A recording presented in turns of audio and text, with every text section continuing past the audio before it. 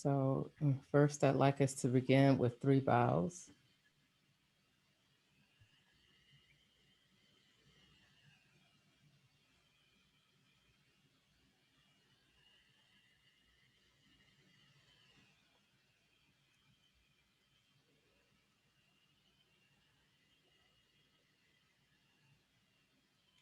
Beautifully done. Thank you. I really like the vow to be the dance. And together, all together. Yes. So before I even begin, I do want to say that what a lot of um, the things that I share is from many years of practice. And then at the same time, we've seen people practice for 50 years and we go, wow, they don't seem like it, you know. So we had that idea. I had the audacity to say that when I first started in Buddhism about someone else. And this is the response I got.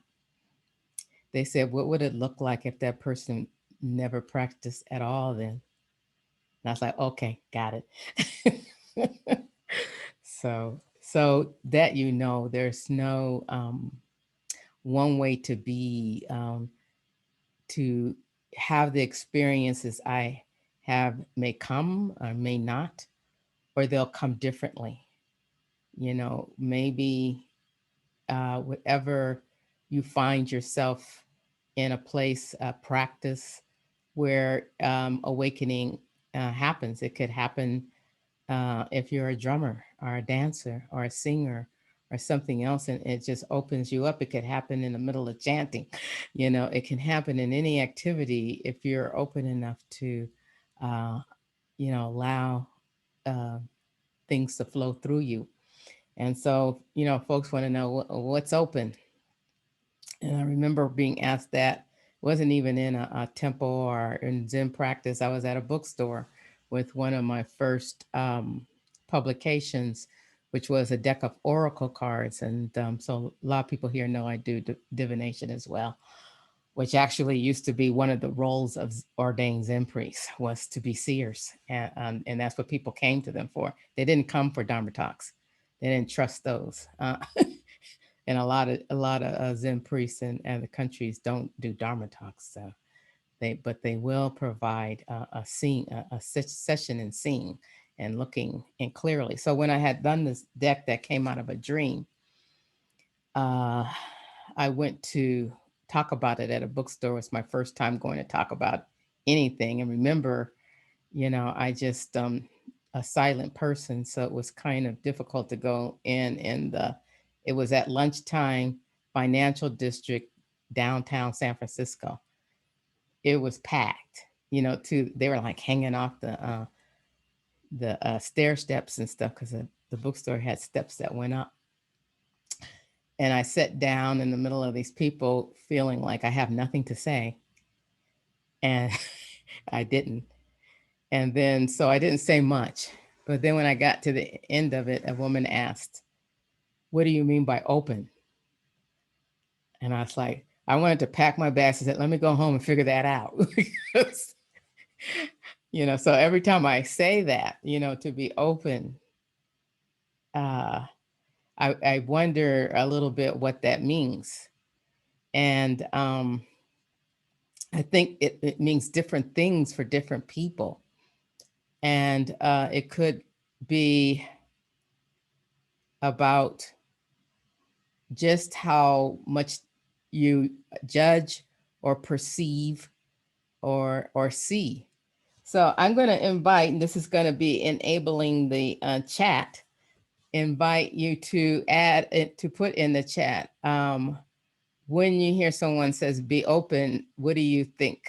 Like a word, just one word or two that you think people are suggesting. So we're enabling the chat for everyone to come in and do that. So Jason, I don't know how to do that.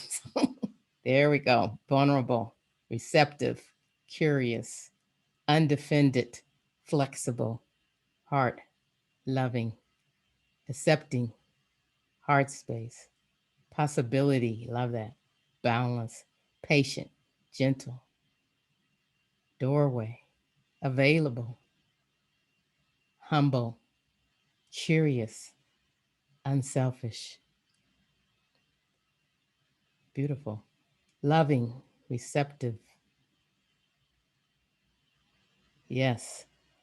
And I like the receptive or being a conduit, sometimes I say, where we are like these vessels in which things come through because things are coming through anyway. Um, so that's all of these things are kind of difficult places to be vulnerable, unselfish, brave, loving, humble, doorways, available, gentle, boundless, patient. Wow. Possibility, heart space, real, being real, flexible, undefended. These are all places in which we may find difficult to live with. So I want you to remember some of these words um, and know that all the teachings of Buddha were about this, all of them. So you don't even have to go read a book anymore. You can just write down some of these words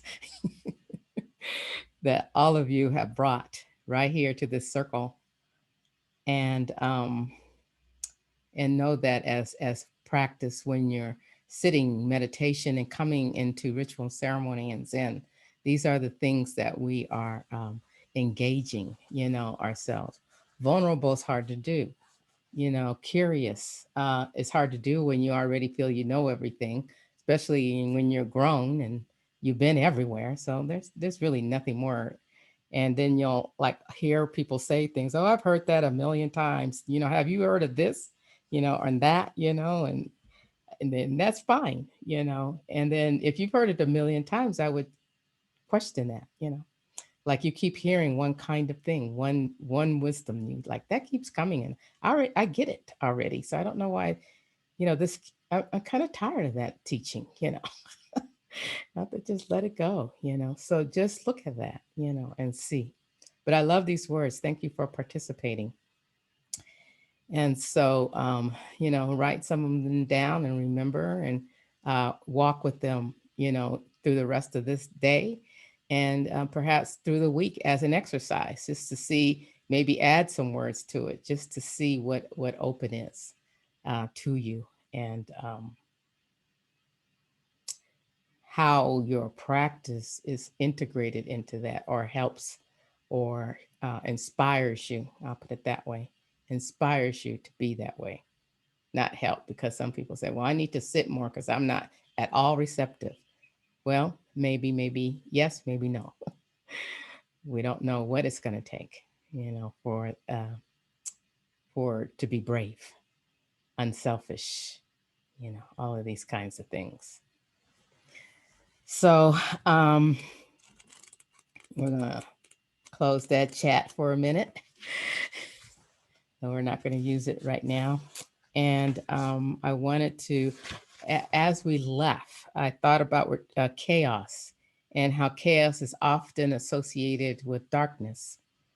And I've been writing a lot and exploring darkness. And there will be a book on that. There's always a book on what I explore because I like to share it with people. But Martin Luther King said, only through darkness can you see the stars. Only in darkness can you see the stars. And I'm sure a lot of the old ancient poets like Hafiz and Rumi and all of them have something similar. So I just considered, the old sages and Martin Luther King as a contemporary modern sage, but they all have something that teaches where the darkness is that place in which the stars come, where you see the stars. And so I just wanted to, kind of throw that out as a way of accessing chaos rather than avoiding it. like accessing it, being in it, dwelling in it, and looking at the stars. Even how hard it is in your tears. I have done that in my tears. I've been into the mat, tears and pain and just suffering. I'm very, very disturbed by when there's just a great amount of death. I'm always disturbed. I've always been that way since I was a kid. So it's constant. And so I'm still one of those people that I do have to like mark it in my calendar. You must play, that I have to, let go at times and just float and be there. But I do find that my nature to be one that is curious about the dark and curious about the stars. Literally, even when I look at the stars, I wonder, a lot when I'm looking there. I wonder a lot when I look at myself, in a mirror, what's there, what's really there, and who is that, behind those eyes. And I used to do that when I was a kid. I'd stand in the mirror and look, especially after I found out about death. I found out very early, and I would just look and look until I would just just scare the hell out of myself because it's like, who is that looking? That I was a kid. But even in that moment, as a kid, I was opening to something, and I felt something when I was doing that looking. And so that all that's a combination of our vulnerability to the dark, to the chaos, to the disruption. And I've been teaching that a lot since this book, The Deepest Peace. I wanted to read that section. We are still going to read from that same section. I'm going to read from the same section, not you. You're going to listen. And it's the same section, page 132 through 135. If you have the book, you can go and read that later, after. I'd like you to listen because maybe you don't have someone home who can just read it to you, because when something's read to you, I think it's experienced differently. I know for myself it is. And so take this opportunity to have someone read to you. So right before that section is one of my poems, and it goes like this. Faces, intimately illuminated with ancient time, awakening, rooted in each pore, in numbers greater than 1,000,000 blades of grass. Breath, uncut from the first source of life, passes through as radiance, passes through us as radiance. I'm going to read it one more time. Faces, intimately illuminated with ancient time, awakening rooted in each pore, in numbers greater than 1,000,000 blades of grass. Breath, uncut from the first source of life, passes through us as radiance. So look at the faces. That's pretty much all we're seeing right now. Looking at each other's faces and see ancient time. Ancient time. It doesn't matter your age, gender, just person in this moment. Now, those things matter in the world at times, but just in this moment, just looking at the faces. Okay, great. So I wanted to read this other section because I envision doing this part of this essay when we can gather again. And I'm not really resonating with the Center for Disease Control right now around removing the mask. So I'm just going by my gut. I'm not going to have that determined for me.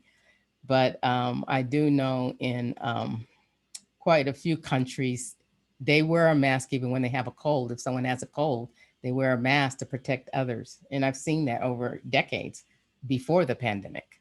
So we're just catching up that we need to cover up when we have cover our germs up. Our country's just getting there.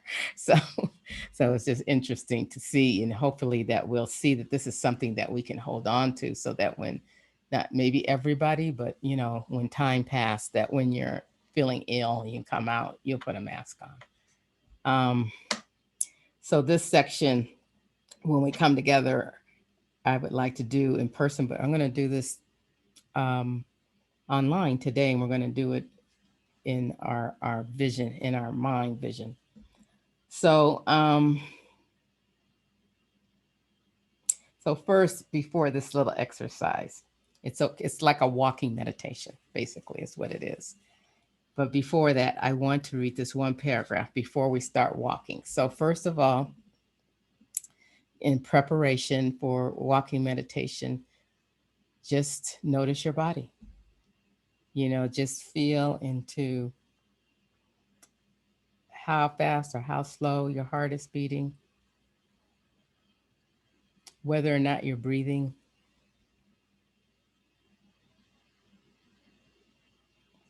So you're just kind of standing in place.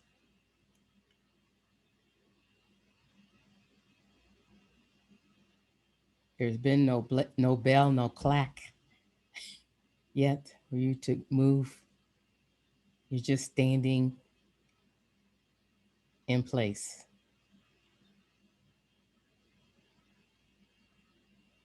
Aware of the beginning of time, we know that what we seek is already done. Peace is in that knowing. Peace is knowing that we've not just come to earth, but have been here through a lineage of awakenings. When we listen and look deeply into each other, we can hear the wisdom in the cooing of morning doves. Awakened ancestors spoke through the silence, and Jokin's hand brushed it in ink in his poem. I stand and begin to walk in meditation with the essence of Jokin Keizan's poem. So this is where we're getting ready to walk. And here's the clack, clack.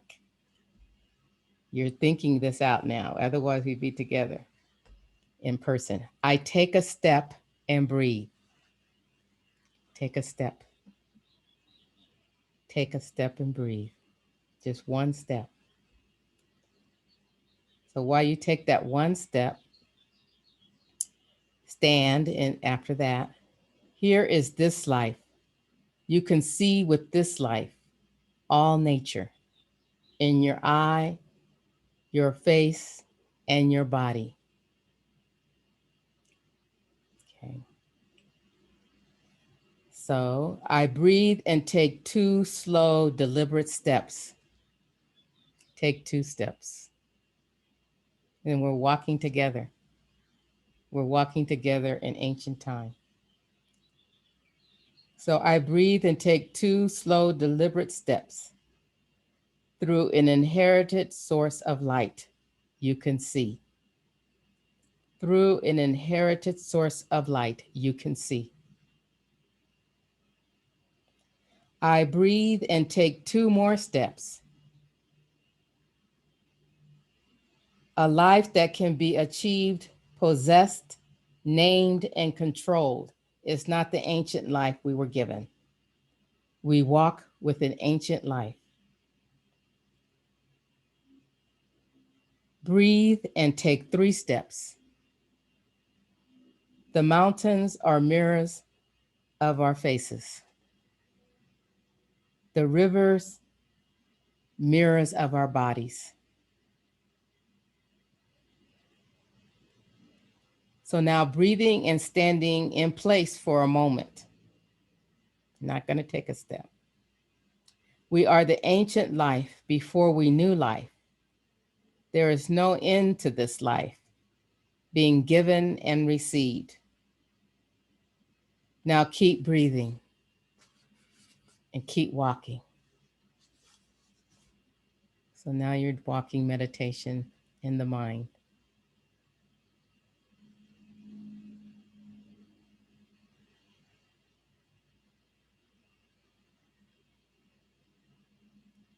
Walking, not by yourself, with everyone that's here.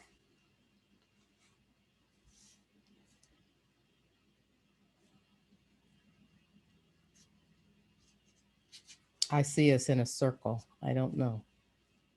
Where are you?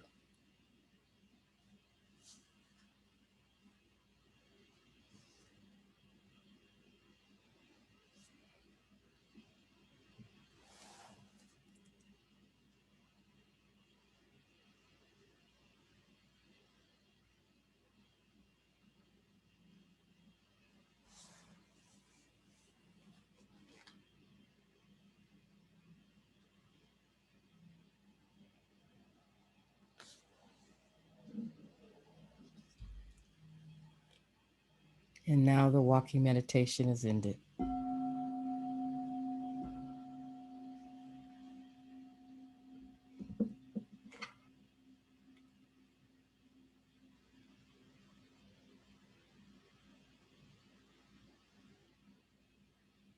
This is how we use our practice to walk right into and through chaos. You trust it?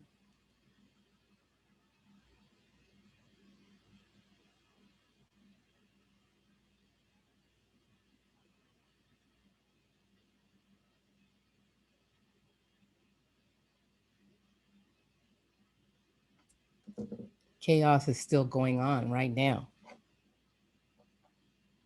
right this moment. And we're all a part of it, even though we're not maybe physically there, we're all a part of it.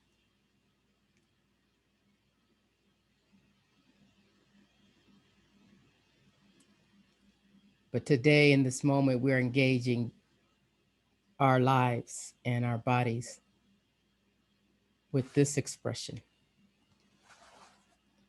of a retreat, of a pause, of a time to look and see, to be curious, receptive, unselfish, loving, brave, humble, be a doorway, be available, receptive, boundless, patient, having possibilities, accepting, being real, loving, heart space, heart, flexible, flexible, flexible, vulnerable.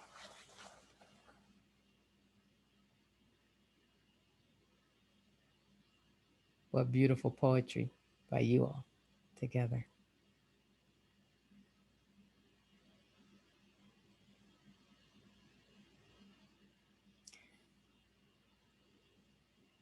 So we always want to know, well, what should we do, when we're up against, situations?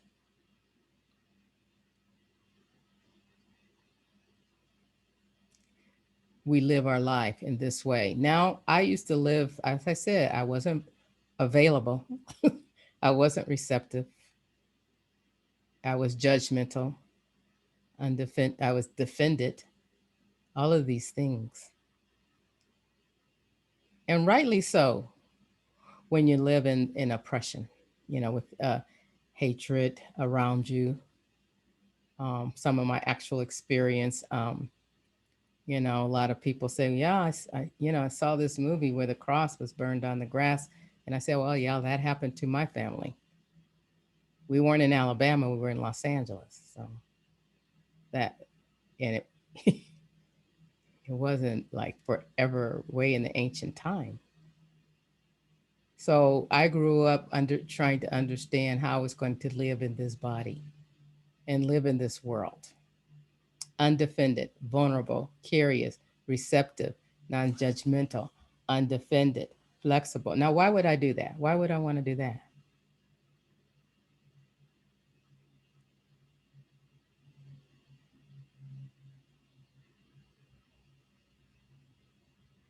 In an effort to stay connected, to stay engaged in this world. Otherwise, I would have slipped away somewhere. This is the place where many people, even have, you know, ideas of removing their own lives from this world, because it's so hard to be flexible, undefended, vulnerable, brave, or all of these things.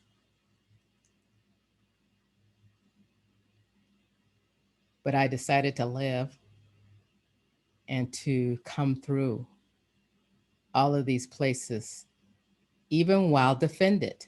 I didn't wait to become undefended. I didn't wait to be flexible. And right now, maybe only so much of myself is flexible. Who knows? I'm still working. I'm still alive. I'm still in progress. We're always in progress, right? Always in progress. So, but I didn't want to wait to be healed before I could live in this world. I wanted to live now, like right now, in this moment, like right now. And alive, not live and not be engaged, but live and be alive, like lively, fully open. And that meant vulnerability, being vulnerable. And what I found out, I was like, okay, I started becoming undefended, more flexible. And then, pain. Whoop, I went back. That hurt. I'm not going to do that anymore. No more flexibility, no more vulnerability. I better defend myself. And I'm going to judge everything I see because I need to make sure, I need to discern, I need to be safe, I need to, all these things.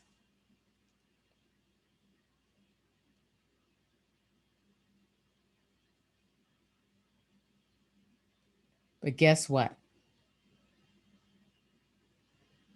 While I was all these things, defended, judgmental, I was still hurt. It didn't change the hurt. It changed my connection to the world and to life. It changed my interrelationship in here. I cut it off. So in that cutoff was still painful. So whether I was vulnerable or not, there was pain. So then I said, okay, let me go on back to vulnerable, undefended, flexible, and go through that pain that are perceived pain, even. Sometimes there was nothing going on. I imagine all of us, if I said right now, in this moment, go right into your pain, everyone could do it instantly. Like you will find a place to go right into that pain, that suffering. You know it's there. That suffering is there. So because it is there as a great resource, I was able to be undefended and also know there was going to be pain, whether I was defended or not, because it was too much work to try to figure out should I be vulnerable here or not? Should I be defended here or not? Should I be flexible? That's a lot of work. Very exhausting. And all of that work was about what was outside of me. What ideas, what situations, what people, what places, what everything. I did everything out there. And when I brought everything in and to strengthen my rootedness in this earth and even unrootedness, I'll take that into to bring all of that and still walk in this world would be something. I just thought I'd try it out. And I did. I tried it out. And it was tough. Zen was part of that place, going into Zen practice, not Zen itself, but going into Zen practice was that place of practicing flexibility, undefended, vulnerable, and I was hurt. Now, did it go away? No, just the other month I was talking to a teacher and I got very hurt. I was like, well, oh, what? Of something she has said. Because we had different perceptions of each other. And I didn't know we had different perceptions of each other.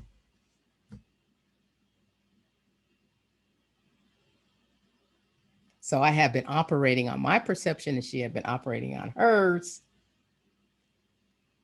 And so I didn't understand what was going on. So I had already got hurt. And then when I was hurt by it, and then by some of her actions and words. And then when I talked with the teacher, you know, I realized she had no idea of how I perceived her. And I couldn't believe she couldn't have the same idea I had. I just really couldn't believe it. Even today, I keep going back in my mind, like, really? You really didn't see? Okay, never mind. You know, but to be vulnerable enough to walk through that and not have that paralyze me to continue the practice. Now, I don't practice in that temple necessarily. I'm not at San Francisco Zen Center. Maybe if I were, it'd be different practice. But this teacher isn't either, really. It's kind of in and out of the center. So I'm not so sure if there's another life. I don't know about you all. I talk about it sometimes like there is. I mean, when I talk about ancestors, that, you know, they're very much alive for me. But at the same time, I don't know. What I know is now. What I know is right now in this moment. And I knew right now, like even now in this moment, I wanted to live fully. I wanted to be awake and engaged. And I know that I'll be hurt. And then I'll know sometimes I won't. Sometimes I'll be taught. Sometimes I'll be lifted. Sometimes I'll feel down. But all that was going on anyway. So let's just live this life. Let's just live this life. Let's just walk on the coals, walk in the fire, walk in the disruption that we're in now, and see where we are, where we're going, and what we can offer and contribute to the whole.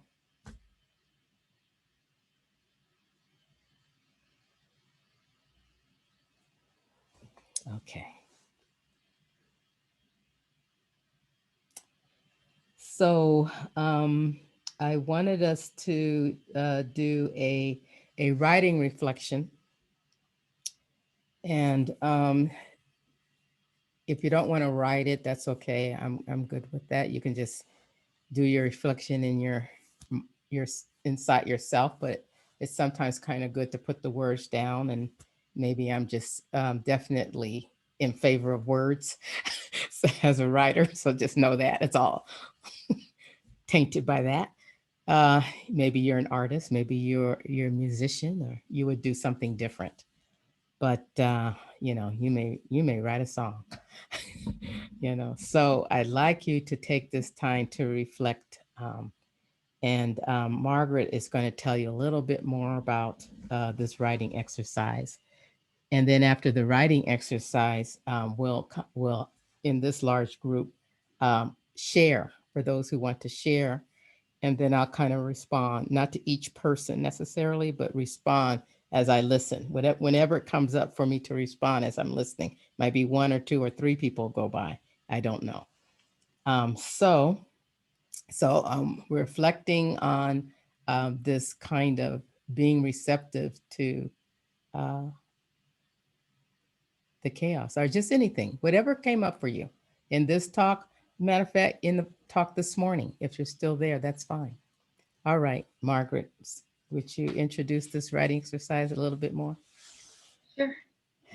Yeah. I'm going to read to you a kind of the writing prompt that we have, which will also be in the chat, I think. And but I'm going to, before we start, I'm going to ring the bell 3 times, and then I'll ring the bell once at the end. And there'll be 20 minutes for this. And the writing prompt is, we invite you to write down any notes of what you've learned from the talk or the talk this morning and how you might apply it to your life. And as Osho said, you can be creative using poetic prose or poetry, or write plainly, or maybe write some music. And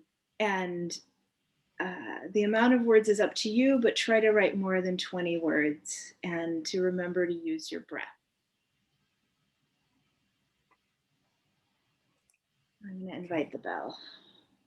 So.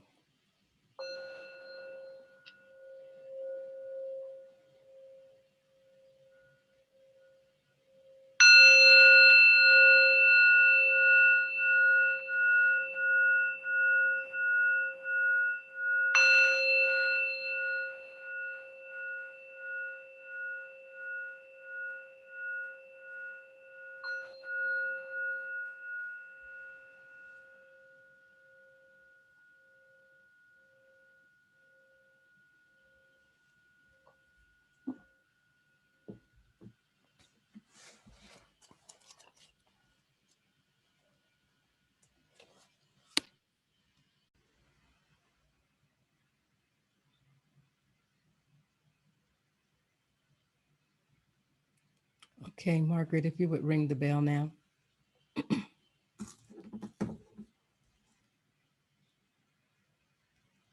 Unmute. Mm-hmm.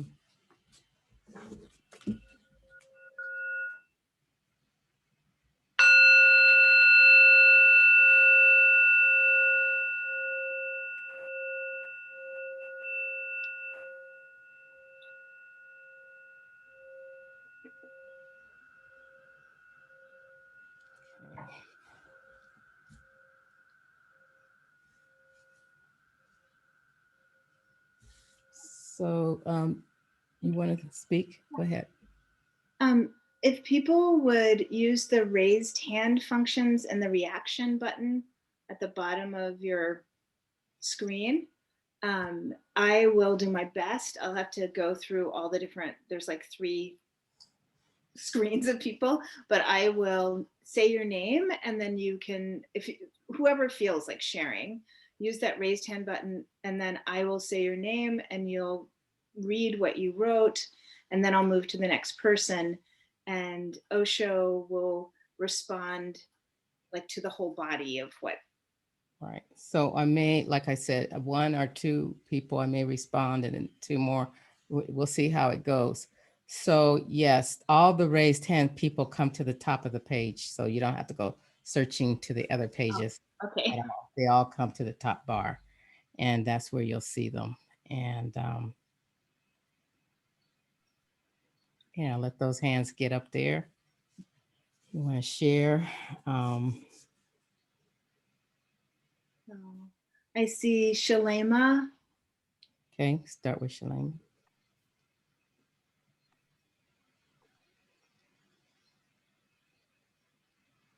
Hello.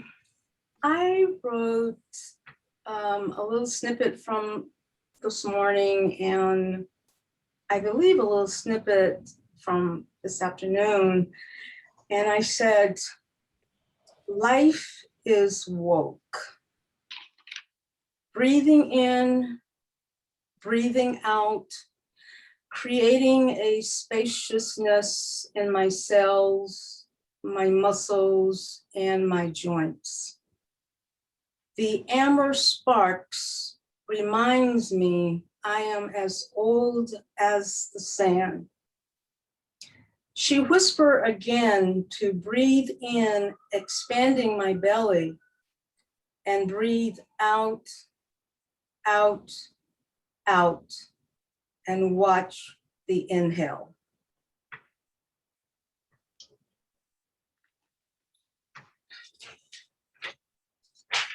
Ginger.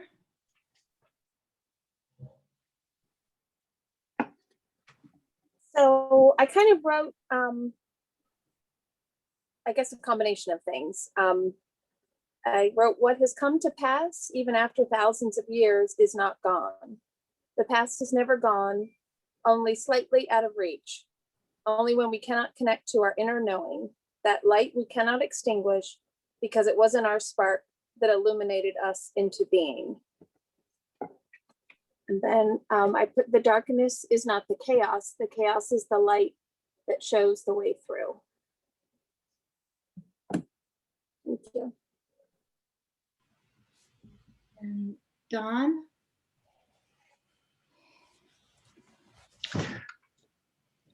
Penance. I had abandoned my dad, and now my brothers have abandoned me. I used to look at this as a mean act. Now I look at it as a gift of penance. I had committed an egregious act of not respecting a parent, and now I can atone for it by the gift my brothers bestow upon me. Now in the world, I get to operate out of penance of not abandoning others, even if by those who have abandoned me. So the world has become so very small and navigable, for I cannot abandon anyone.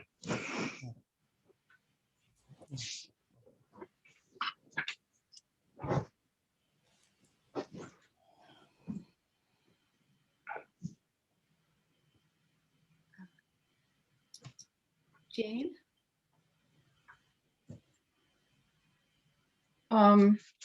Because mine's a little long, I'll just summarize the first part. It's about feeling a lot of terror around recent changes due to aging.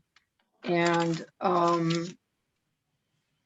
so I'll start with going straight into this terror and welcoming it as an opportunity is hard, but so is not doing so. I want to age gracefully and gratefully. Others see me as doing this and don't know about my terror.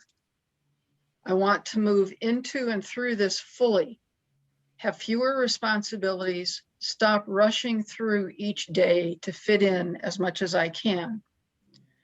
Keep returning to my breath, body. Ask what is going on in my breath and body. I've been trying to say yes a lot. Time to start saying no for things that take time but aren't important to me. Don't disconnect from this terror, but do keep it in the context of ancient radiance. This transition is about me moving into a new stage of life that is scary, a new effort to balance self-care and being present for the universe. I need more frequent sources of focus and joy that aren't exercise related. Keep asking, what is here for me? What can I listen for?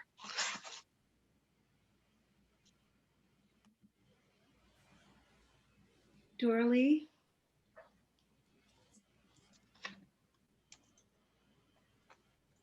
Thank you. Each invitation, come into your body now. Immediately, tears in a breath. Even now, just writing this, the teariness forms. The teariness touches my solar plexus, energy going back and forth, tears, belly tight, tears. I'm alive. I'm allowed to be alive. Allowed?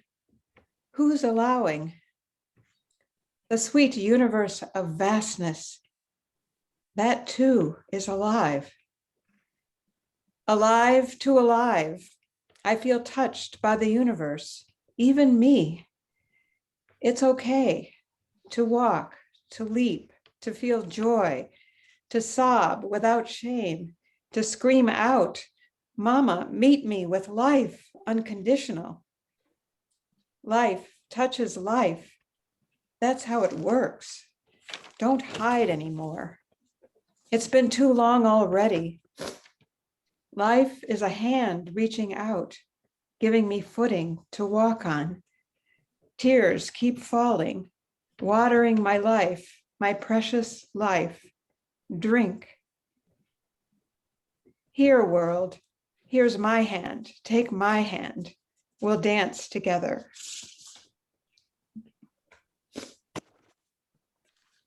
Hina.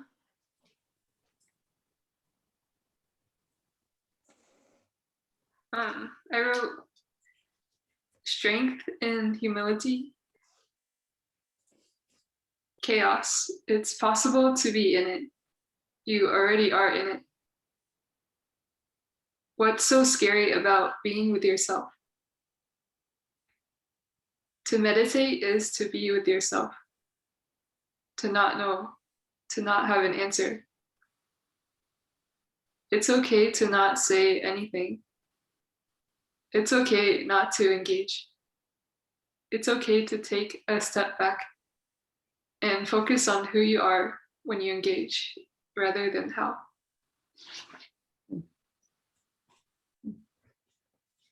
Susan.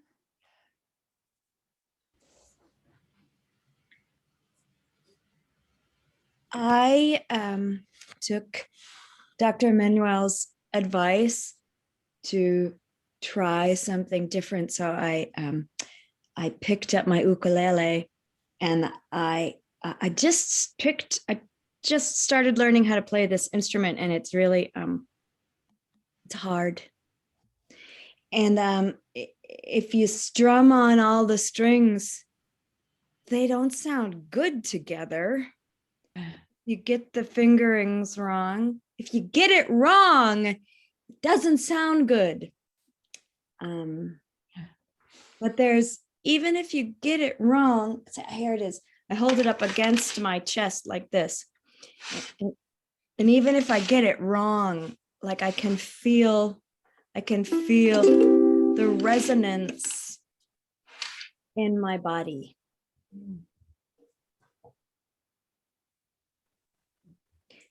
And other than that, it's kind of hard to articulate, wave patterns, sound waves. So that's it.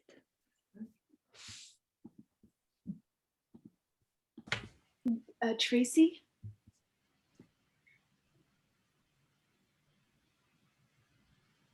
Hi. The parts are, when I have rage, I'm at risk for hurting others. And then the teaching on there's no way to get through life without getting hurt, feeling down, but staying vulnerable, undefended, open, loving, impossibility, receptive, flexible, keeps us connected to life. And the way that I've connected this to my life is I have rising impatience with my white non-dual teachers, whom I've benefited from so deeply over the years. With the new awarenesses over the past year of how the teaching stories reflect so much white privilege, having less fear in your system being a marker of awakening or liberation. And especially right now, feeling like, oh, as an Asian right now with all the violence in public, the feeling of not being safe feels appropriate. I'm in San Francisco and I'm avoiding being on Market Street. I'm avoiding being on Mission Street near the BART stations. I'm just much more cognizant of where I place myself physically these days. So recognizing this rising frustration, I don't always know if my words are unnecessarily hurtful to my white teachers, or if it's white fragility and defensiveness that's unavoidable in terms of it coming up if we are to speak honestly about aspects of my experience that they never saw or knew about, and that I hid from them in my attempt to assimilate and reap the benefits of white adjacency. I didn't stay vulnerable or undefended in the interaction that I had with one of my teachers this week. But I did tell the truth that I didn't feel safe or supported enough to be open. And maybe that was the openness.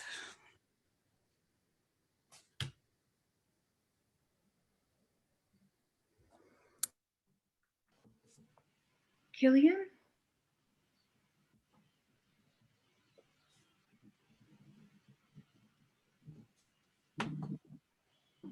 I remember thinking it's a shame that this is scary. I didn't try to answer or defend that feeling. You were invited to bring a question to the ending ceremony. I asked my question. I forget it now, but then I responded that it was scary. He said, well, you can try to hide from it, push it away.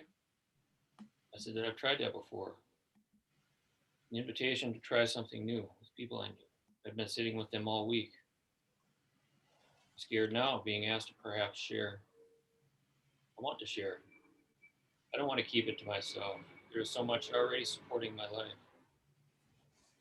Is there more to write now? Being sick right now from having my second vaccine shot yesterday, feeling my heart jump here and there, being full from lunch, being settled from sitting, listening to the world and noises outside, warmth, it's all there.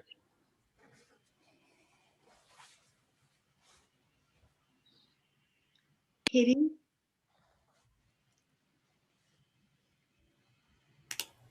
Just a piece of what I wrote. Like anticipating the shock of a doorknob, we must grasp it firmly to avoid more pain if we want to move past the doorway.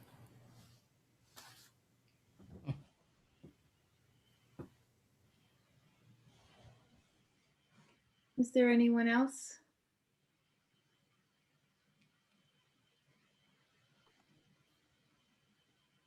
Thank you. Thank you. Yeah, thank you for sharing from your hearts so deeply. It's good to fill into who's in the room, hear the voices, and listen to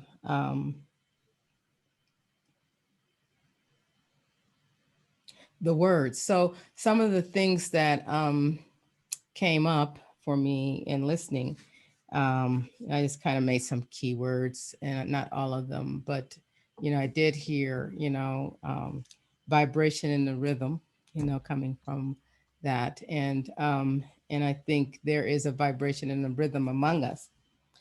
And I heard something about the past, and these are the things that made me reflect, made me think. I didn't really have like answers, but the past, and then like, what's the rhythm of the past? What's the rhythm now? What's the rhythm, that in this moment, and that it just felt good to bring that together for me. That sort of came together, for me, and I appreciate that. Chaos is the light. That was interesting for me. Because I think that is getting closer to what I want to say, that it is where the light is, whether it is the light, I'm going to reflect on that and explore that for myself. And I'm wondering other people, might want to explore that as well, and or speak on it in, when I'm done. But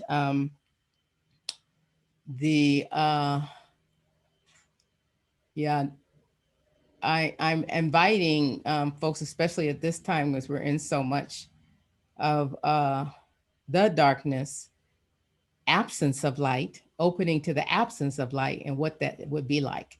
What is that like? Are we always rushing to the light, trying to find that light when us, the chaos has the light, and so because we rush to the light, we kind of manufacture what that is. It'll be better when we figure it out, when we figure this out, when we figure out the pandemic, when we figure out racism, we figure out these things, there'll be light, and these things will be removed. And I feel that too. They may be removed, but my instinct is, as a human being, after living all these decades, that something else will take its place. There's always something there. It could be the climate change. It could be anything. You know, maybe, you know, the new thing is planes don't stay up in the air anymore. You know, we don't even know what is in front of us, you know, at all. We just know that in life, there's chaos. In life, there's chaos. And I think maybe it's darkness and the light. Let's explore it like that. That's kind of, you know, interesting exploration too. So, fear, you know, I heard that being spoken. You know, the fear to speak and to be vulnerable, and I think that that's human. You know, that I found that the times in which I was close to the fear or trembling the most was the moment in which transformation was about to happen. Not only for me, but for everyone around me. And that when we're in that place, it doesn't feel good. You know, I want to be brave, courageous, but I know that I'm not. You know, I know at times I'm not, that there is this great amount of fear, and it's opening me to see something and to release something. So recently, I don't know if someone's talking about the fear of death or aging. Yes, aging. I have been going through that and looking at, oh, you know, I'm about to not be here anymore. You know, and I always was not about to be here anymore. So, but now, you know, I'm really not going to be here anymore soon, you know, because not tomorrow, maybe, I don't know, if not imminent for me. I don't have a date or anything like that, or something that says that. But I know that as you age, the horizon comes here. And I went through about a month or two of not sleeping because I was really looking into that, you know, looking into what was making me tremble. And at that time, I was really trembling inside of my body, like literally. And I was like, wow, you are afraid. You're so afraid, Zenju, you know? And I just stayed with that. I just walked with that fear and walked with that fear. And then I noticed that it's not there. And I don't know what really happened, but it's not there anymore. And I walked through it. I mean, I'm sure I'll have the fear when it's like, okay, this is it. Say goodbye. But I really started to feel into this kind of release. And I found myself releasing the world in a sense, not going, but sort of releasing some of the things. Oh, that's just the things of the world. And I was starting to release that. And then I said, well, don't release too much. You just might take off, you know, start getting afraid of that. You just might not wake up. And I did have either a dream or actual experience where I do have problems sleeping in air, apnea. And so I couldn't breathe. And I was outside my body and I was going, hey, wake up. I got to get back in there. You know, I was shaking myself. I got to get back in. And then I was like frantic, getting more frantic. Oh, no, she's not moving. Oh, my God, I'm not. Me, it's not moving in her bed. And then I said, okay, just relax. Just relax. If you want to go back there, you can go back there. So I did. I said, yeah, I do. And I just relaxed. And then I woke up and I said, shoot, that was scary. That was like, so that was just, there's all the process, right? All the process of all the things I've held on to, my body, you know, what my body means, where I am in the world, and where all these things are getting confusing. Like, oh, they don't really exist. There's something else that exists, right? And I don't even know if there's anything else that exists. That's even more frightening, right? You know, I said, what if there's just nothing? It's just, that's it. So I can understand that kind of fear and suffering. So I really appreciated that around aging. I also appreciated the talking about non-dualism and that often, you know, I have listened to Rupert Spira, who's one of the great teachers of that, of non-dualism, Mujiji, from Jamaica. I've listened to them and they are, you know, teachers of that, of the non-dualism, Aveta, whichever way you want to say it. I like the practice. I like the meditations. I like the teachings. Mujiji has begun to ground his somewhat in the lived experience, especially when he did a nice talk around George Floyd when he died. And I really appreciated that he came with that. He didn't just stay in that place of non-dualism. And if you were on the talk Friday, I think it was just Friday, I'm beginning to talk so much, I don't know where I'm talking and who I'm talking to, and I don't like it. I really don't like that. But it's just the way it is. That non-dualism is an experience in which we can't become. And many teachers teach that. So when students come in, such, you know, Tracy was talking about her experience, when you come in, it's hard for them to understand both the lived experience, the relative dual lived experience in relationship to non-dualism, because part of that practice is to understand that the body and the dualism is it's going to go away, right? The body's going away, just as I talked about death, it's going to end. And so, so we're to give our attention to that. But I think it's important, and that's what the way of tenderness is all about, is to walk up to this door through the fire, which is the dualism, through the chaos, through the oppression, racism, sexism, I'll go on and on, the ism. You know, there's a lot of them, you know, to continue through them to experience non-dualism. Because if you're doing non-dualism outside of the body and so it's like a disembodied spiritual path, right? You're not there. So then if you're not there, then you start looking for dualism, I guess, to drop out the sky. It's kind of like people want to see spirit and they're looking around, where's spirit? And, you know, it's not there, right? Because it's not there. It's not meant for you to be seen. It's meant to be experienced. And so in being open, and I think to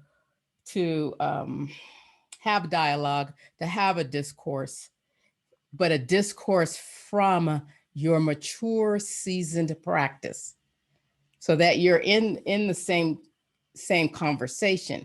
You know, if you're coming with some of the discussions with your teacher about chaos and disruptions in your life, and you're still in them, maybe it's not the time to talk that, but to work that for yourself, so that you're not hurt in the process while you're working this emotions within you. You know, there's some work to be done in order to come.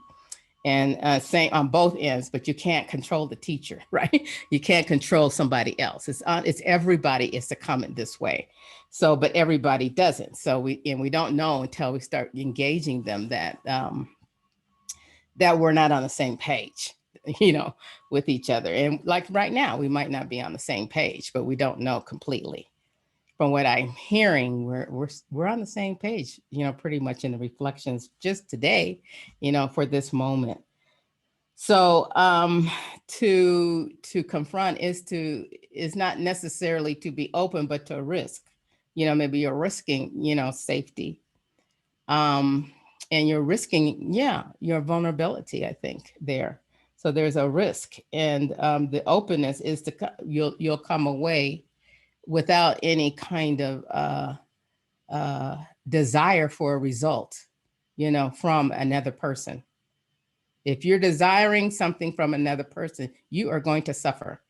Try that in a relationship, right? I really need you to be this way. And they're not. And then, matter of fact, they get worse, you know, because they're like confused as to what it is you're trying to get them to be, you know. So just coming with not an achievement, a result, an accomplishment, and a way of trying to teach somebody even about white privilege, you know, to spin. Have you learned about internalized oppression yourself, for yourself? Spend your time and effort and energy there, and everyone else will spend their effort and energy there, and then you meet. on the path on the same page. But if your efforts are always, which is really what happens in a lot of, unlearning racism workshops, I don't go to them, unlearning this, awakening here, awakening there. They asked me to come to that when I was at Green Gulch, and I said no. And I said, give me the curriculum first. And I read the curriculum. I said, this is not for me, it's for you. And only if I come to that, then the attention will be on me. I will be the subject, the object, the everything, the dump, whatever. And, there's no reason for me. I'm not unlearning racism. I'm unlearning internalized racism, and nothing in that book speaks to it, nothing. And so I think, and I don't want to invoke a supremacy among anybody, race, sexuality, gender, nowhere where there's supremacy at all. I do not want to invoke it. And so where the vision is only on the dominant or the supreme, I won't be there. But if there's an interrelationship between that, and the work there is some work there to be done between and together, then I'm interested in that. If we can work in that place. So I always invite, my students of color, especially, they get so exhausted working on trying to change the other, and especially the white other. And that is exhausting, takes away from healing, and takes away from your experience in the chaos.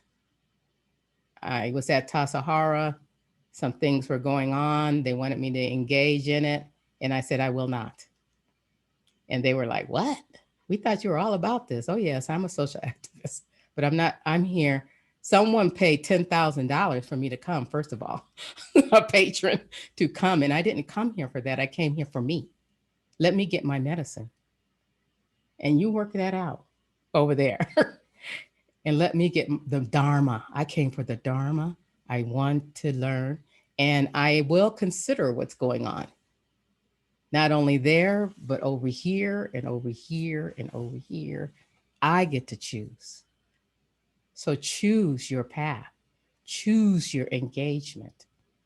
And then in the end, I did speak to it, but not in the way they, I move by not the world's agenda of social activism.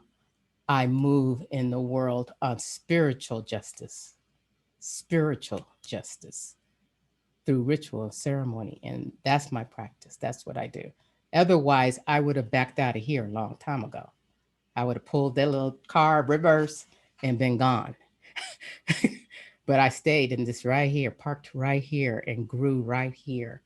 So you have to know if you're in the right place. Maybe this isn't for you. Spirituality, religion may not be for you. And I see for many, it's not.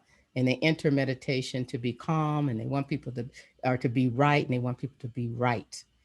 And you get in the most disruptive places, or sometimes it's the Sangha.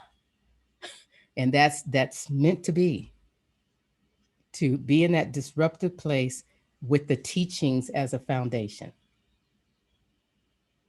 If the teachings aren't instilled, which many places it's not, maybe people don't understand non-duality's experience through duality.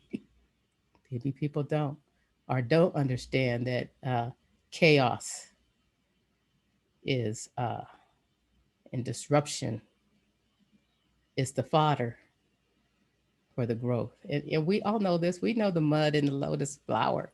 We know that. We love that image. The lotus, and sometimes, well, mostly the lotus is just sitting there. They don't have the mud part. No one ever draws that part of the picture. It's always the lotus sitting up there. Buddha's on the lotus, Kuan Yin's on the lotus, everybody's on the lotus. The lotus is in the pond, but no mud. No mud. And I think I wrote that I might have written that in The Way of Tenderness. Who knows what book I wrote it in. But I used to say, like, I'm sinking in the mud. I'm sinking. And, oh my God, I'm going to die. And then I woke up one day and I said, wait a minute. This mud has nutrients. It's serving my life. It's serving the lotus in me. You're not dying in the mud. The mud is serving you. It's the nutrient. And you don't like it. You just don't like the mud. You would prefer to wash all that off. Although I do like mud, so don't take that. My hands are always in the mud because I garden. I love my hands to be all dirty. They're always dirty. So anyway, let me check on the time. So that's one. Yeah. Okay. So we're not too bad off here. Doing good. Yes. Very good. So I want to thank everyone for sharing, for showing your vulnerability, your bravery, your openness, your undefendedness. All the things that were named were just shown here, and just shown by every single person. And I know others, you're sharing by just being here, just showing up is to share. You don't have to share words or speak out, that you're here and with us today. So I thank everyone for that. So we're going to take a bit of a tea break. If there's nobody else that doesn't want to share, we're going to take a tea break. And I think how many minutes is that tea break? 15? Yes, 15 minutes. And so you'll come back to the circle what time for chanting at 2:45 your time, Central Time. Okay. And she says Eastern there, but it's Central Time. All right. Enjoy your little time. Okay.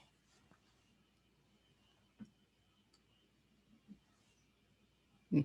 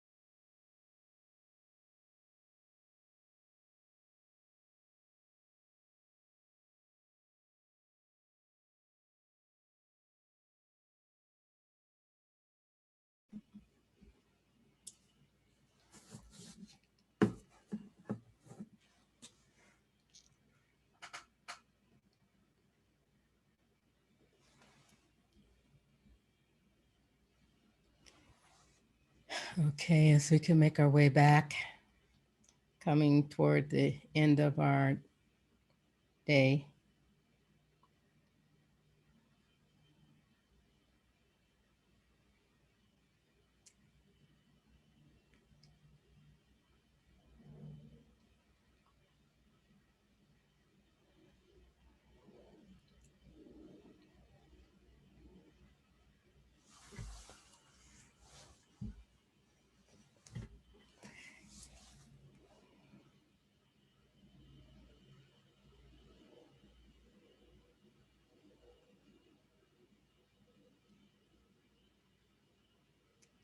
We're going to be chanting a piece that I wrote under the influence of the Metta Sutra, not drugs.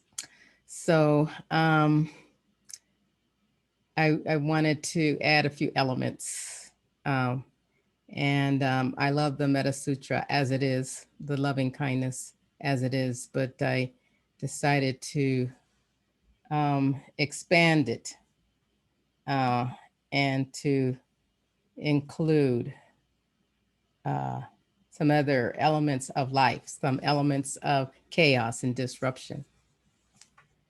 So we're going to chant. If you want to just listen, our chants in the box there.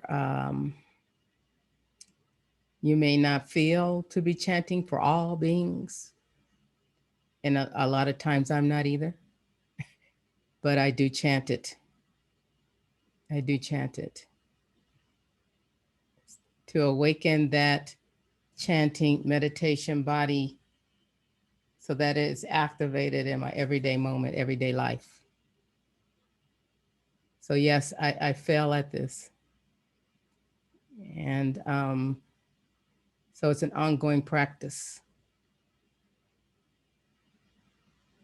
So I'm hoping you'll join us, and Kahi will lead this chant.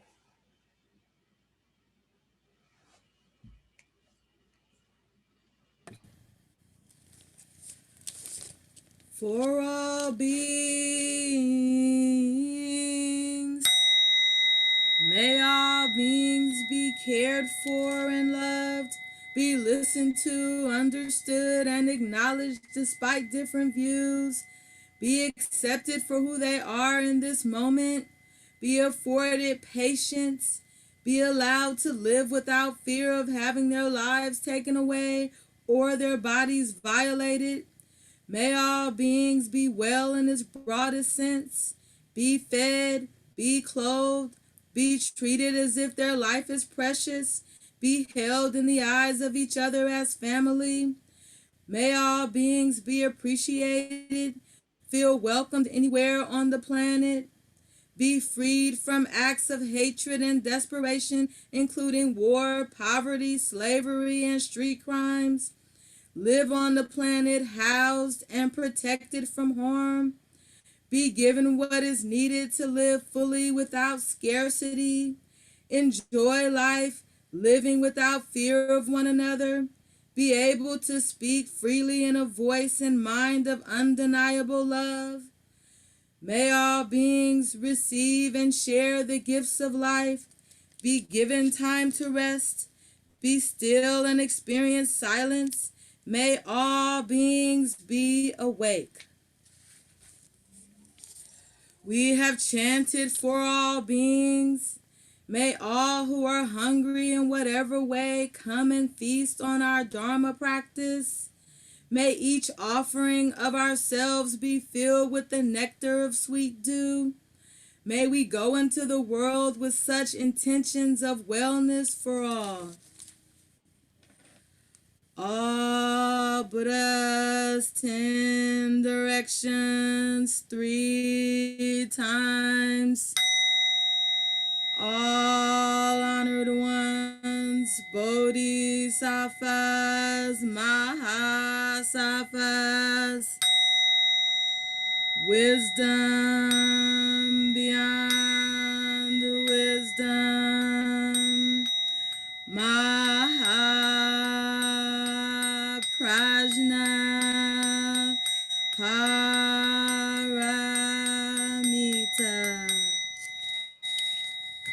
please join me in 3 bows.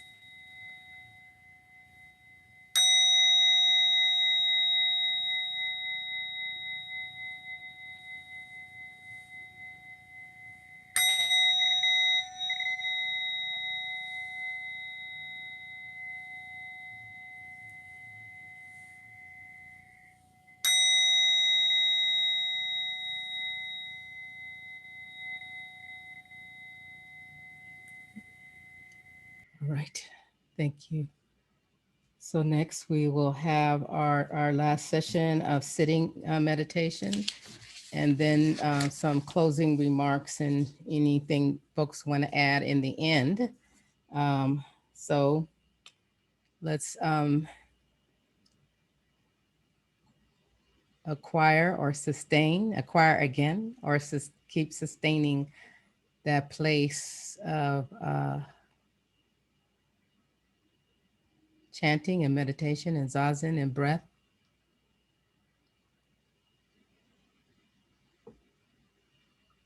We give really great appreciation and gratitude to sit with each other at this time, to sit together and to breathe together and to connect with our own bodies and remembering what it's like to sit in the Zendo together and breathe.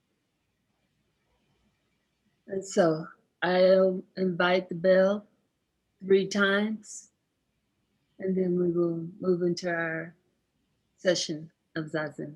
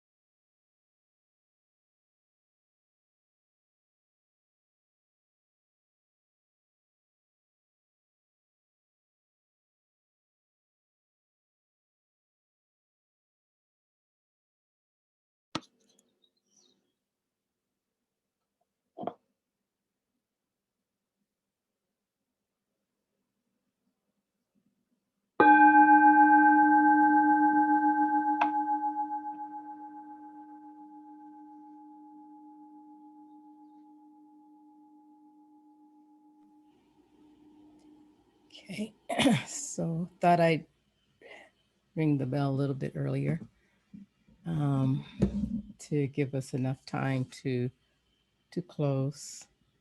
Um,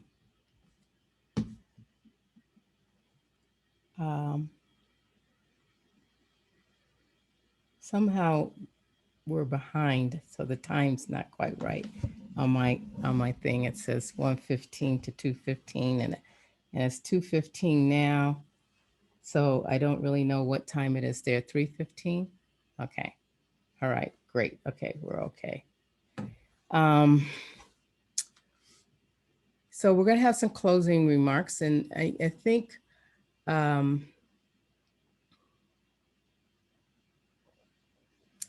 the most I want to say is thank you. You know, not a whole lot more words, but thank you so much for what you bring into taking the time out in your life to sit here, to come and sit with me. I really appreciate it. You know, easily no one could have shown up easily. I don't always expect it. So I'm really glad that you have come, and not just for me, but for all of us, for these times, a way of expressing ourselves during these times, and to explore together and to continue exploring. I invite you to continue exploring and to continue to see into this chaos, into and see if there is the peace, experience of peace in there, because it is there. We might not know what it is. We might not know what peace is. So it'd be interesting to find out, right? Not what we think it is. Discover what it is. In the book, I talk about the walking out by the mountains and seeing how beautiful and peaceful it was, and then looking down and seeing that someone got ate last night, you know, all the bones and feathers and, you know, like violence right there, right there. So all of it's going on right at the same time. Even in that peaceful place of the mountain, I look down like, oh, okay, wow, you know. So this is a time just for very brief remarks if you'd like to make them. And I'm not sure if Ted, if you wanted to have any closing remarks as well, but this is a good time for that, and then we'll end. Okay, Ted. Thank you, Zenju. Thank you so much for coming. I really love your emphasis on being in the body, finding our practice in the body. And that is something I really want to carry forward from this retreat. And I would just like to say I'm grateful to you and to Kashin, Kahi, Simbwala, Margaret, and I know I've left out at least one name there, which I apologize for. Also to Jason, Jeremy, and Ben, everyone who helped with this and helped set it up. Ben put a lot of time into organizing this. So gratitude to everyone, and to everyone for being here. I think it's been a wonderful day. Thank you. And I wanted to also let you know that, you know, the students, that senior students have been with me for like almost a decade now. And so they didn't just show up just for this retreat. They've been around, they know what they're doing. And I have a few other students that were on board who Misia and Carletta, I think, had to go. So I thank them, and they're welcome to speak up too if they like. But anybody who wants to speak, just, you know, unmute yourself. And okay, Judy, looks like Judy's Yes. coming in. Okay. Thank you so much for today. Could you talk a little bit about your altar? Oh, let's see. So let's see. So maybe the best way is not for everybody to unmute, because then we get that kind of screechy thing going on. So the altar is just my personal altar with my parents. And that's a sculpture that I did. I don't know how much you can see, but it's a sculpture that I'm a stone sculptor. I was, haven't sculpted in many, many years. And the, my mother, my father, my offerings of ancient times reminds me that I'm not, so I even have people, like white buffalo woman in a native tradition carrying the pipe. This is one of I love this piece. And, Egyptian, just honoring, I didn't get here, by myself. And when I did come, I brought a lot of people. So they're not all up there, but a lot of people, a lot of things. And to recognize that and honor that is important to me. Thank you for the question, Judy. Thank you. All right. Anybody else? I'm Zenju. Yes. Hi, Victoria. Hello. I sometimes feel like I'm an ugly duckling wandering around the world, wondering instead of who my mom is, but where my friends are. And I first heard you speak, especially when I'm feeling particularly blind. I wonder if I have any friends. And I heard you first speak at the Center for Contemplative Care in New York, and you read "Come Down Here." Oh yeah. Oh and, yeah. And I have reread that and think of it. And now I'm going to find nourishment in the mud. And I just wanted to say that you grace my life. And if ever you feel like you don't have a friend, please know that there is somebody in North Dakota who likes you. All right. Hey. Victoria. All right. All right. Anybody else? Hi. Hi, Zenzela. Yeah. Okay. Yeah, I just wanted to know about the order of you and your co-teachers and leaders. And I've never seen so many just amazing Black women in practice like this. Yes. So if you could give us a little bit of information about that and how you cultivate Black leadership in Dharma spaces. Yeah, it's quite a feat, and it's been quite a journey. And my Sangha originally started years ago, and everybody was there, and people went in and out and in and out. And I realized I didn't want to drop in Sangha. Everybody was there until the election in 2016.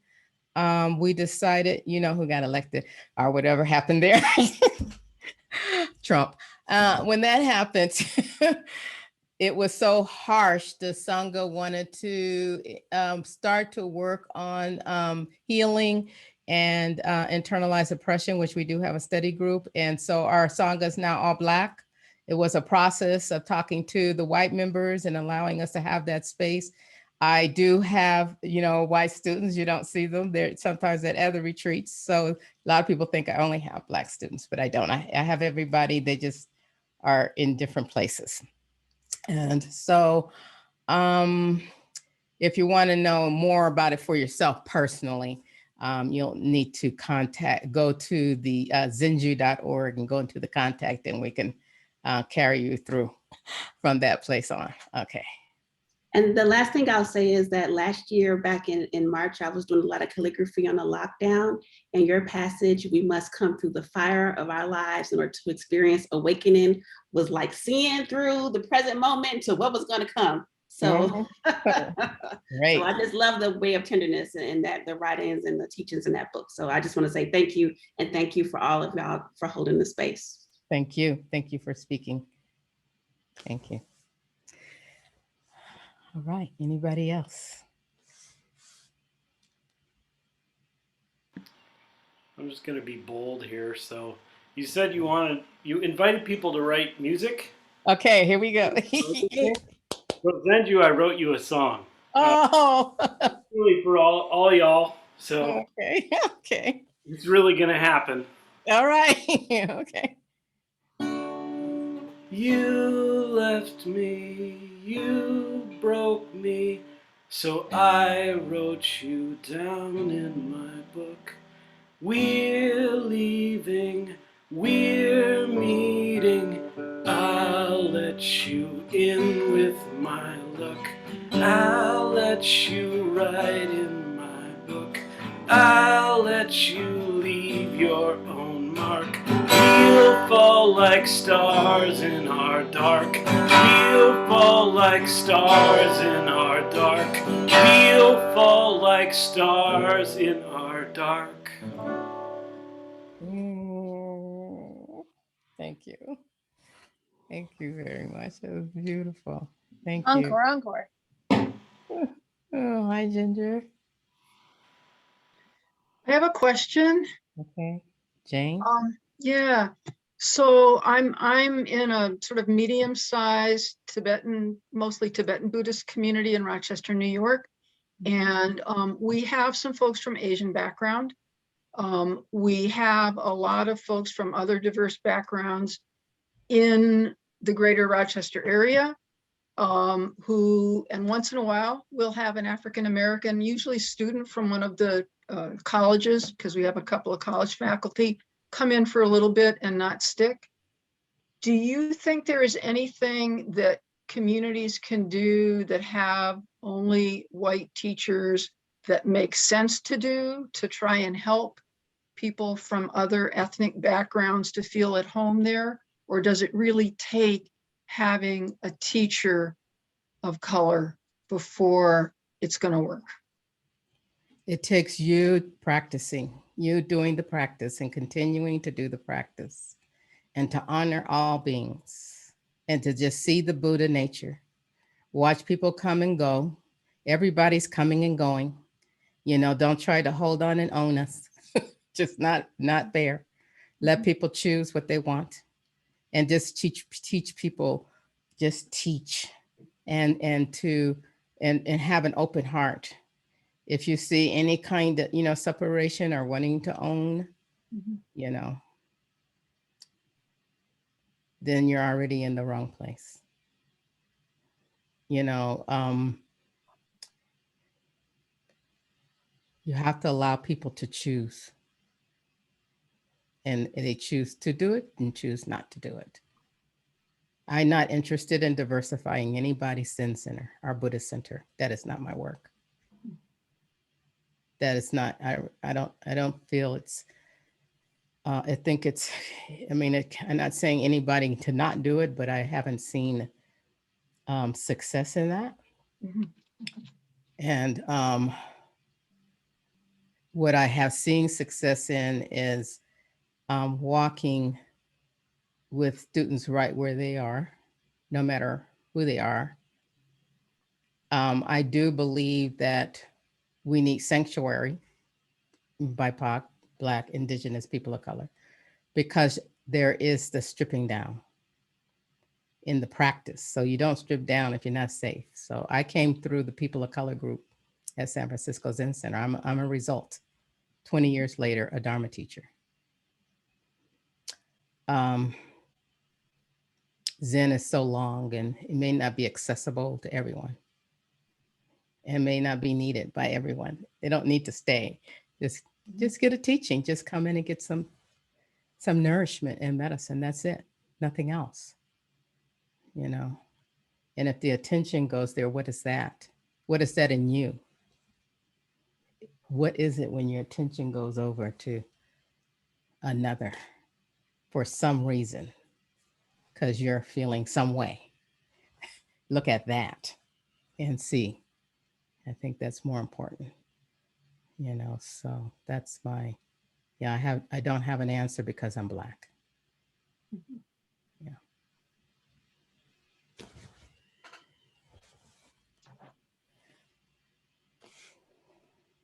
Anybody else want to speak mostly to how this weekend went for them?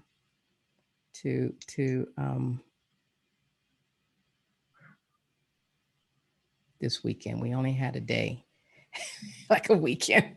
I've heard that this weekend. how that went. I want I to wanted, thank oh, go ahead. Go ahead, Deb. I want to thank Margaret for the movement thing, because I didn't realize how tense I was in my shoulders and neck, and it just was so utterly relaxing. So thank you, Margaret. That was nice. Thank you, Margaret. Yeah.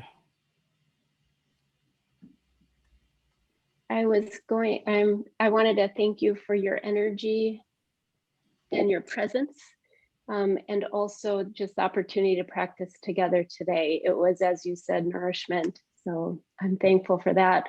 I also wanted to thank you for 3 words or phrases that I feel like I'm gonna walk with. Ancient radiance, Zazen as medicine, and Zazen body. So thank you so much. You're welcome. Very good. Thank you. Zenju, thank you as well. I'm going to take away from this day, what resonated with me is when you said to your teacher, I'm going to do Zen doing me. And sometimes I feel like I don't fit in Zen, and Zen doesn't fit in me. And yet I keep following my teachers here and keep following the word and the path.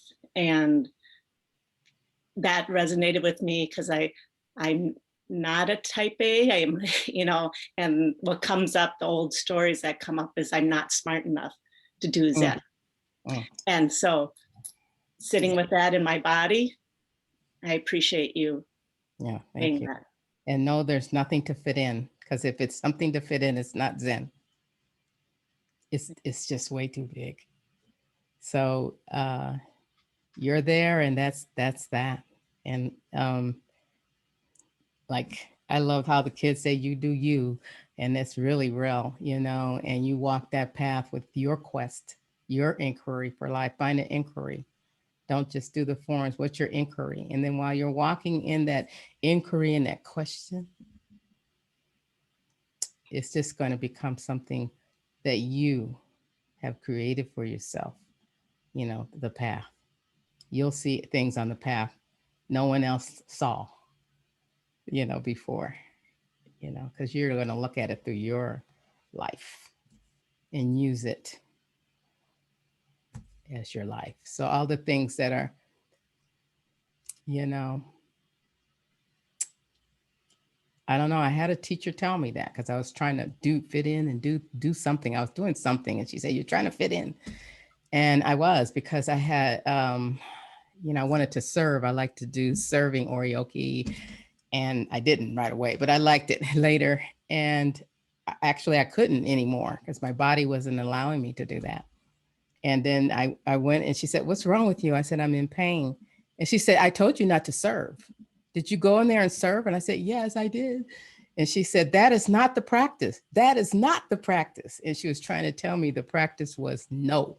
She said, "It's not that. It's other, yours is body. Take care of body and let everyone serve." It was very hard for me to do. Just let everyone serve. And I'm just, sorry, can't help you, kind of thing. So, and it became me, and I went to Tassajara, and I couldn't serve, and everybody said, "Well, what happened to Zenju? She used to serve, why is she sitting up there the entire time?"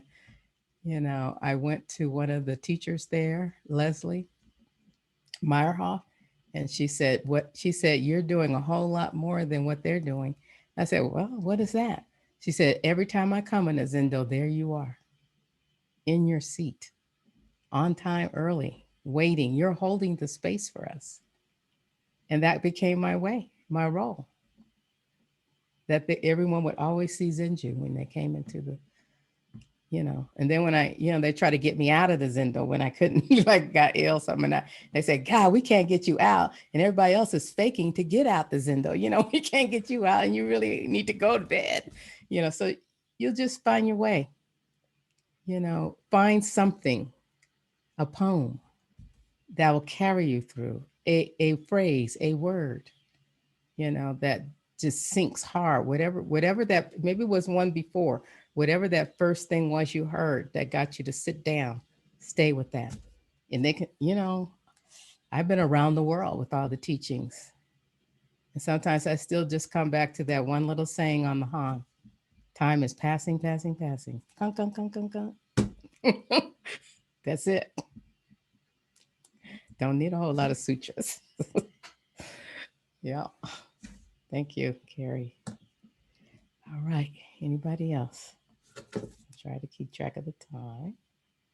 I just want to thank you, Zenju, for being Hi, with Mom. us this weekend, and thank everybody. I just thought ukulele and aging, and Wow, that was cool. I've not yet heard Ben Connolly sing a song, so that was really wonderful.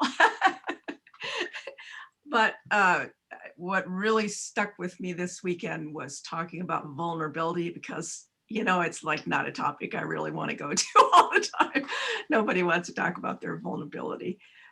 And I wrote a lot about it, and I was thinking, well, the thing that I don't like about vulnerability is the fear thing. Like, I don't want to see myself as fearful. And, because that means I'm not right all the time. And that it means that, all this intellectual facade that I have is just a bunch of malarkey. And then I thought, okay, what's getting through that fear? Why do I keep coming back? And then I realized, well, it's because good karma, I guess. I am curious. And the curiosity is pushing me onward. And I don't know what's there. It could be perfectly horrible, but I've lived through horrible, and I know that I get through it somehow.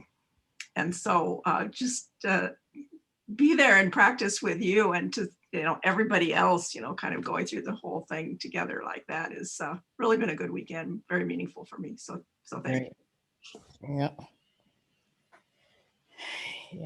Yeah, we survived, don't we? I often kind of think about all the things that have happened in my life, and then here I am.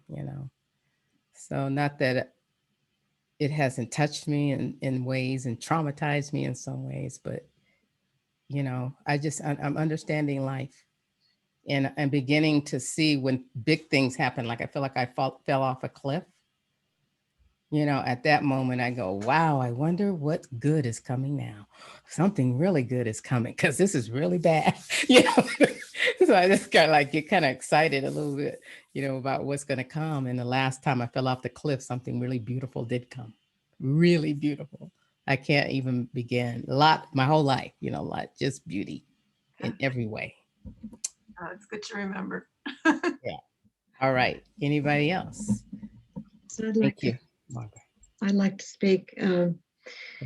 This is my first opportunity to spend time with you. I'm sorry I couldn't be here in the morning. There was a mix-up with this getting in, so I wasn't able to. I tried, but it didn't work out. And then by the time I found out I could get in, I was already out gardening, so I was.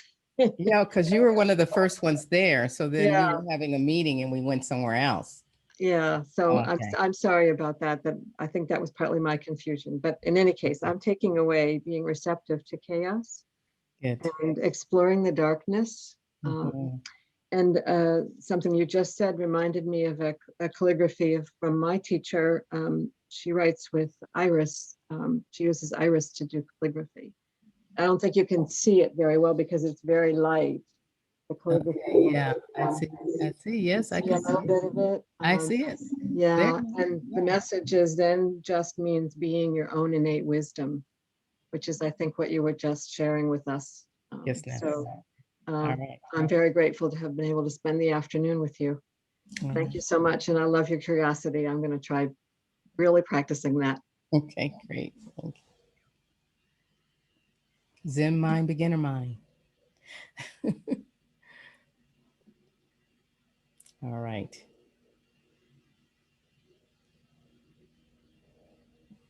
When we were doing the exercise, the reflection, the writing reflection, I wrote this.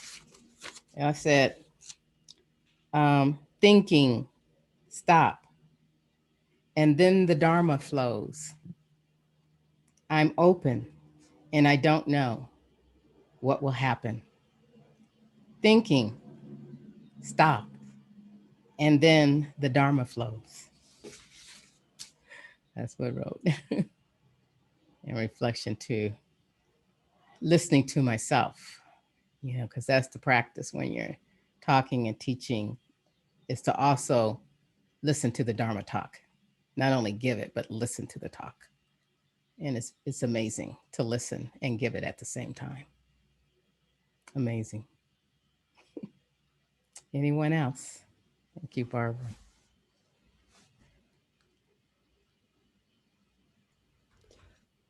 I'd just like to thank everyone for this wonderful day, for all of those who made it possible. And that would include our ancestors. Thank you for reminding us that chaos is not something new, that drawing on our ancestors, chaos is in our DNA.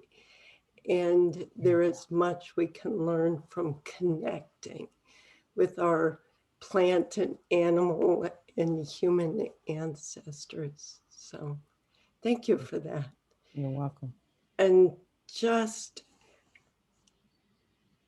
the appreciation that you have expressed that our lives consist of beauty and joy and chaos and sadness, and the challenge is to hold it all with awareness.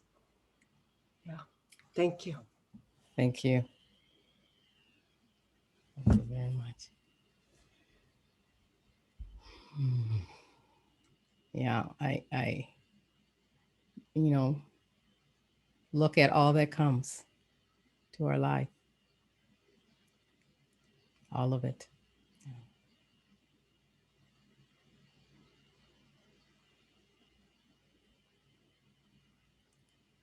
All right. So we maybe have come to a close, a natural close, I think. And it's a lot of exhaustion being on Zoom a lot, So, keeping your head up there looking forward. So I'm going to release you from that, so we can relax into the day. We don't have to go up to the nth hour and say, we did it. So I really would like to share, we're going to sing the refugees in Pali. And Kashin, are you around there? Let me get myself into another view here so I can see you. Okay. Kahi, not Kashin. Sorry. I got all their names, all of them have pieces of my name. So anyway, before you get started, so I want you to just really take a breath, and you too, Kahi, and go slow and listen to yourself, and everyone will be listening to. And they're not listening to you, but listen to the spirit and the soul of the song, of the words. It's a very, very ancient chant, and we are fortunate enough to know it and to sing it. So I don't know if they made a document to go up on the chat. No document. All right. Okay, so that's fine. Some of you know this, so you'll stay muted. And Kahi.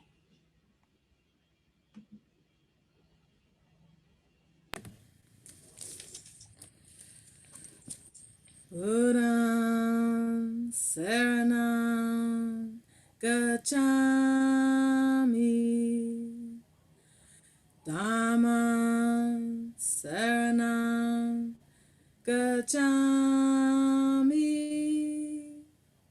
Sangham Saranam Gacchami, Dutiyampi Buddham Saranam Gacchami, Dutiyampi Dhammam Saranam Gacchami, Dutiyampi Sangam Saranam Gacchami. Tatiyampi Buddham Saranam Gacchami. Tatiyampi Dhammam Saranam Gacchami. Tatiyampi Sangam Saranam Gacchami.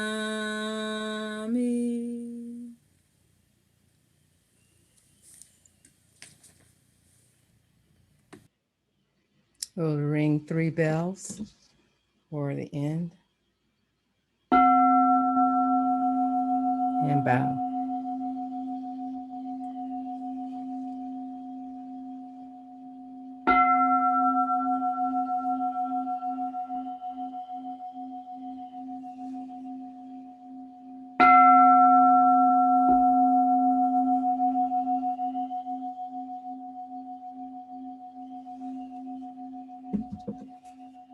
Thank you.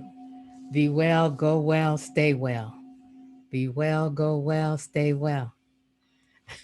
Thank you very much. Talk to you later.